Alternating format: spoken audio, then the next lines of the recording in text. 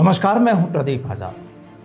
दोस्तों, case diary में आज जिस वारदात का हम जिक्र कर रहे हैं वो देश के लिए वाकई एक अहम और चौंकाने वाला गुनाह था, जहां कुछ पल के लिए एक शख्स को आए गुस्से ने जहां एक महिला की जान ले ली, वहीं कातिल ने भी लंबे वक्त तक सलाखों के पीछे अपना वक्त गुजारना पड़ा और इस दौरान अपनी जिंदगी के अहम वक्त को उसने खो दिया था। दरअसल ये घटना जुड़ी है देश की राजधानी दिल्ली से। वो तारीख थी 2 और 3 जुलाई की दरमियानी रात और साल था 1995 का, यानी आज से करीब 31 साल पुरानी वारदात। दिल्ली का अशोक रोड, जहां रात में अजीब सी शांति पसरी रहती है। दिन में इस जगह चहलकदमी रहती है, लेकिन रात में यहाँ बहुत कम लोग नजर आते हैं। पेड़ों से घिरी सड़क सुनसान हो जाती थी, थोड़ी बहुत गाड़ियां ही नजर आती है। स्ट्रीट लाइटें भी अंधेरे को और डरावना बना देती थी। रात के करीब 11 बजे एक रेस्टोरेंट से धुआं उठता हुआ देखा, मगर उस वक्त उस पर लोगों का ध्यान नहीं गया। तभी अचानक सब्जी बेचने वाली एक महिला चीखती है। एक पुलिस कांस्टेबल उसकी आवाज़ सुनकर वहां आता है। वो धुएं और आग का कारण जानने के लिए रेस्टोरेंट पहुंचता है। उसने वहां जो मंजर देखा, उसने अगले दिन पूरे शहर को हिला दिया। उस मंजर में असल में एक लाश को रेस्टोरेंट के तंदूर में जलाया जा रहा था। दरअसल लाश को जल्दी ठिकाने लगाने के लिए कातिल तंदूर में मक्खन डाल रहा था ताकि डेड बॉडी जल जाए।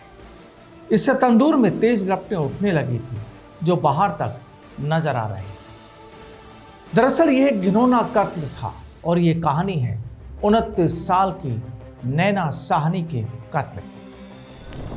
हालांकि इस घटना के बाद पोस्टमार्टम रिपोर्ट ने इस मामले को और उलझा दिया था, क्योंकि पोस्टमार्टम रिपोर्ट अलग अलग बातें बता रही थी और इससे सच जानना और मुश्किल हो गया था। बहरहाल, अब कत्ल की इस कहानी की शुरुआत कैसे और क्यों हुई, पहले उसे जानते हैं, फिर करेंगे इस पूरे मामले पर बात। दरअसल आरोपी सुशील शर्मा को अपनी पत्नी नैना साहनी और मतलूब करीम की दोस्ती पर आपत्ति थी। मतलूब और नैना सहपाठी और कांग्रेस के साथी कार्यकर्ता थे। सुशील को शक था कि नैना का मतलूब के साथ संबंध है। अब जब 2 जुलाई 1995 की रात को सुशील घर पहुंचा और उसने नैना को फोन पर बात करते और शराब पीते हुए देखा। सुशील को देखते ही नैना ने फोन काट दिया। गुस्साए सुशील ने फोन पर रिडायल किया तो दूसरी तरफ मतलूब था, जिसके बाद गुस्से में आकर सुशील ने नैना को गोली मार दी। उस शव को बगिया नामक एक रेस्टोरेंट में ले गया और रेस्टोरेंट का जो मैनेजर था केशव कुमार के साथ मिलकर उसे ठिकाने लगाने की कोशिश की और शव को जलाने के लिए तंदूर में डाल दिया गया। दरअसल नैना का गोली मारकर कत्ल करने के बाद सुशील ने शव को कार की डिक्की में डाला और उसे कनाट प्लेस के पास स्थित बगिया रेस्टोरेंट ले गया।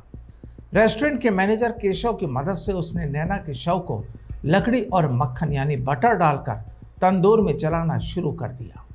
इसी दौरान रेस्टोरेंट से धुएं और जलने की बदबू आने पर गश्त कर रहे पुलिसकर्मी और स्थानीय सब्जी विक्रेता ने आपत्ति जताई। दरअसल यहां उस पुलिसकर्मी को आग की लपटें और धुआं उठता नजर आया।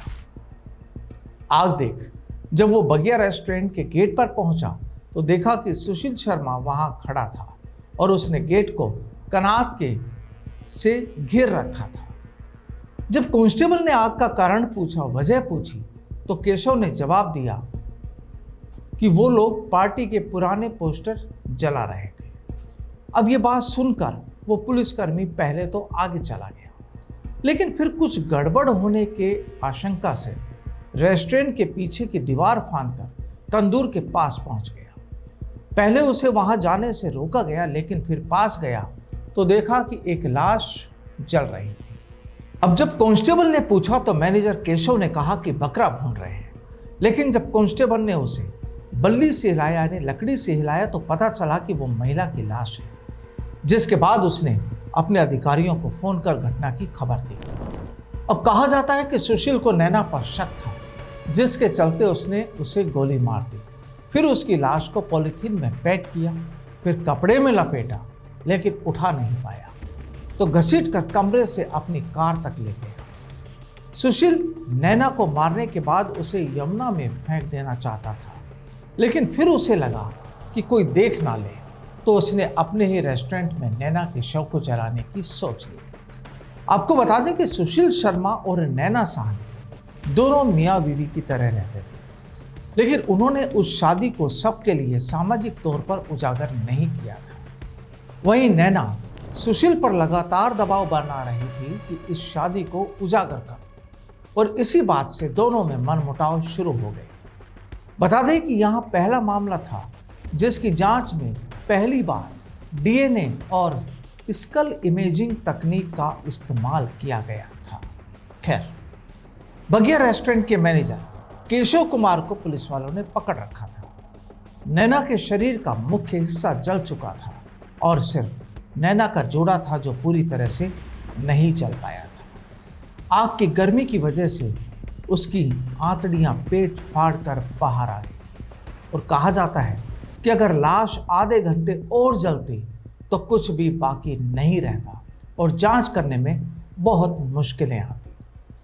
जब नैना साहनी का शव जलाने में दिक्कत आई तो सुशील शर्मा ने बगिया के जो मैनेजर था केशव, उसे मक्खन लाने के लिए भी बाजार में भेज दिया था, और इस पूरे घटनाक्रम के बीच नैना का पति सुशील फरार हो चुका था और फिर पुलिस को उसकी तलाश थी।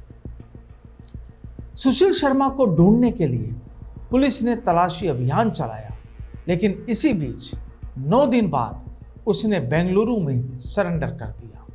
उसने बचने के लिए अपना सिर मुंडवा लिया था। सुशील शर्मा ने कहा कि उसे हत्या के बारे में कुछ नहीं पता। बाद में उसने मामले को सियासी साजिश बताया और पुलिस पूछताछ में वो लगातार पैंतरे बदलता रहा। साल 2003 में निचली अदालत ने सुशील शर्मा को मौत की सजा यानी फांसी की सजा सुनाई, जिसे दिल्ली हाई कोर्ट ने 2007 में बरकरार रखा।